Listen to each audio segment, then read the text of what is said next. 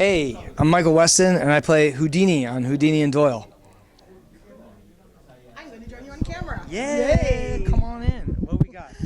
So I'm super excited to talk to you, Michael. How are you doing? I am very excited to be here. So tell me, what's it like playing Houdini? You know, it's a privilege. It is so much fun. It's also terrifying at times. You get hung upside down. You get a mouthful of dirt here and there. You get punched around a lot, but it's all good. It was great, and I learned a lot about that guy who was sort of an incredible piece of our history. You know. How did you figure out to encapsulate the character for the series? Did you sort of read up on him? Well, you know, I got the part and literally was shooting about a week later. So I didn't do a lot of reading, a little on the plane, and then as we went on, I just learned more and more about him. A lot from people's stories about him, because it's amazing how people sort of respond to this guy and the place that he holds in their imagination and their sense of wonder. And then just doing the series, you get a really nice feeling for who he was in his time, and I had to sort of find what my own rhythms were as the character within that, and it was a really fun process. The writing is really great, and I have this great repartee with Stephen Mangum, who plays Arthur Conan Doyle, and these guys historically had a real friendship. You know, Houdini was this magician, but he was a skeptic about the supernatural and ghosts and anything paranormal, and yet Arthur Conan Doyle, who was, you know, this doctor and who sort of invented all the forensics, the CSI kind of stuff from, you know, he was years ahead of Scotland Yard. This guy is a total, you know, he believes in all of the ghosts and all that stuff, and he needs it. And these guys sort of duke it out week by week on this, and it's a great premise for conversation, really, you know, and all the question marks that we have in our own lives about that stuff, which I certainly do, even as a sort of real pragmatist. It brings up a lot, and it's also really fun. The show looks like such fun, and I have to say the costumes are gorgeous. What was it like wearing those? Ridiculous, yeah. They were the nicest clothes that I've ever had on my body.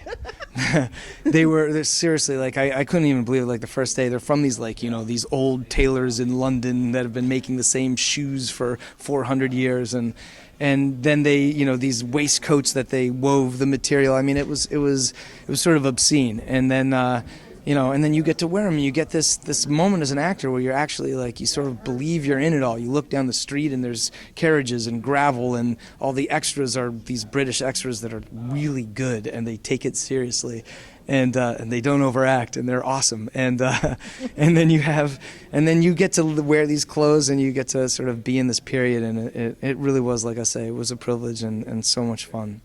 Can you tell me about the series? I've seen a few commercials, but it's a bit of a mystery because it's not coming on for like about a month now. Yeah.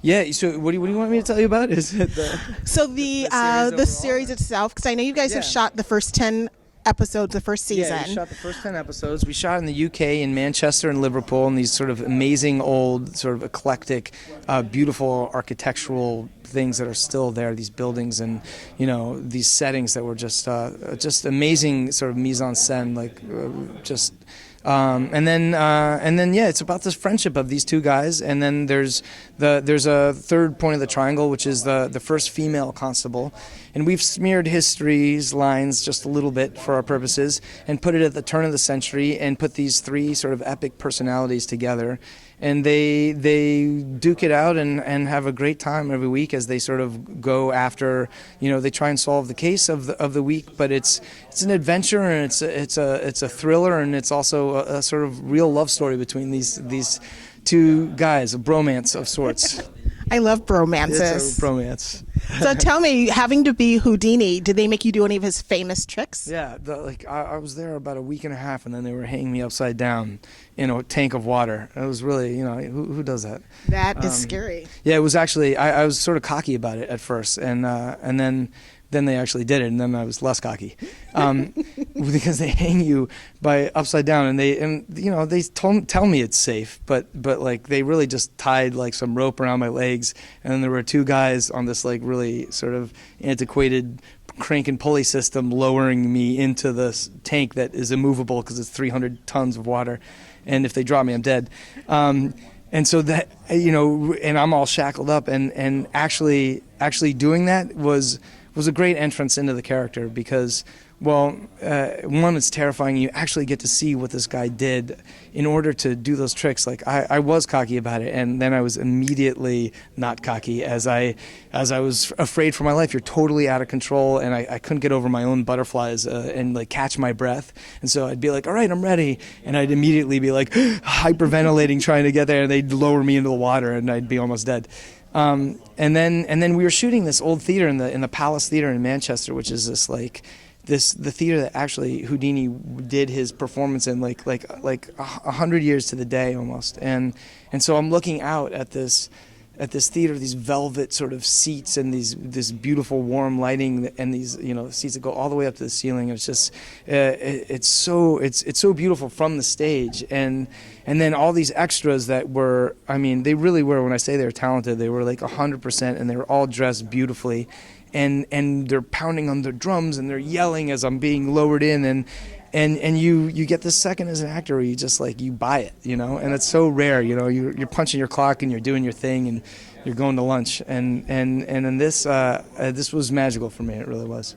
Well, it must be really exciting to join Fox, because this is the first period piece series I think Fox has. Really? Oh, I didn't know that, but that's awesome. I think it's a really wonderful and fun show, and I loved it because it had adventure and suspense, and it had love and romance and all the stuff that I love in a show, and then we're in this crazy period, and we're dealing with this time in history where there's these great sort of backdrops of the turn of the century of feminism and racism and all this stuff that is, that we're dealing with in today, and it really presents a sort of big full life picture for us, and is very present day too. It's great.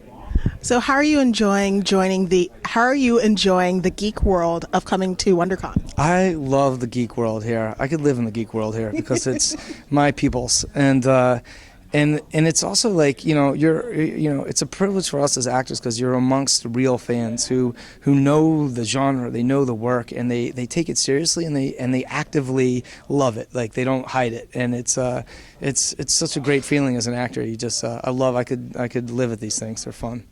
Hopefully I'll see you at WonderCon at Comic-Con, and we'll get to see some cosplay characters. Yeah, I'd like it. It'll be fun. All right. Thank you. Take care. Yeah, nice to meet you. I'm going to give you a hug. All right, that's fun. Thank you. Right, Congratulations on the series. All right, thanks so much.